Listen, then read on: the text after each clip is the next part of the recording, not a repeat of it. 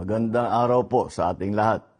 I am pleased to inform everyone that for the first time in over a decade, a significant natural gas discovery has been made.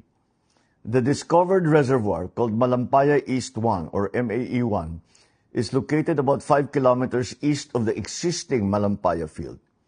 The MAE-1 is estimated to contain around 98 billion cubic feet of gas in place. Katumbas nito ang halos 14 na bilyong kilowatt-hour ng kuryente sa isang taon. Ibig sabihin, makakapag-supply ito ng kuryente sa mahigit 5.7 milyong kabahayan, 9,500 na gusali o halos 200,000 paaralan sa loob ng isang taon.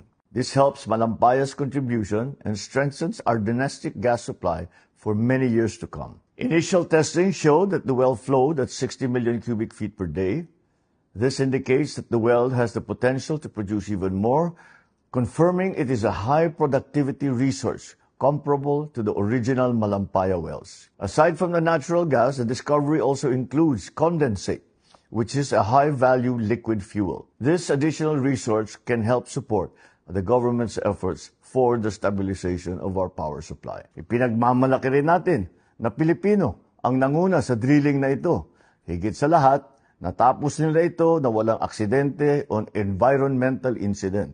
MAE-1 is the first milestone under the Malampaya Phase 4 drilling campaign, which also includes the Camago 2 and the Bagong Pag-asa wells. The next steps are the completion and testing of the Camago 3, followed by the drilling of the Pag-asa exploration well to pursue more potential gas resources. This achievement was made possible through the work of the SC38 Consortium led by Prime Energy in partnership with UC38, PNOC Exploration Corporation, and Prime Oil and Gas Incorporated. Patunay ito na sa responsableng pangangalaga sa kaligsasan at matibay na pagtutulungan ng gobyerno at pribadong sektor, makakamit natin ang mas maaasahang supply ng enerhiya para sa bawat Pilipino.